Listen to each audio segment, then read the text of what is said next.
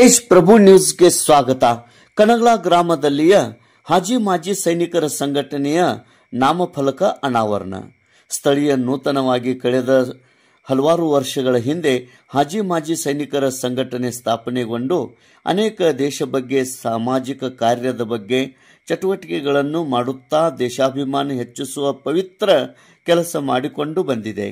ಗ್ರಾಮ ಪಂಚಾಯತ್ ಕನಗಲ ವತಿಯಿಂದ ಕನಗಲ ಪಟ್ಟಣಕುಡಿ ದಾರಿ ಹತ್ತಿರ ಇರುವ ಅಂಗನವಾಡಿ ಕಟ್ಟಡ ಪಕ್ಕಕ್ಕೆ ಹಾಜಿ ಮಾಜಿ ಸೈನಿಕರ ಸಂಘಟನೆಗೆ ನಿವೇಶನವನ್ನು ನೀಡಿದ ಹಿನ್ನೆಲೆಯಲ್ಲಿ ಅಲ್ಲಿ ಸಂಘಟನೆಯ ನಾಮಫಲಕವನ್ನು ಇತ್ತೀಚೆಗೆ ಅನಾವರಣ ಮಾಡಲಾಯಿತು.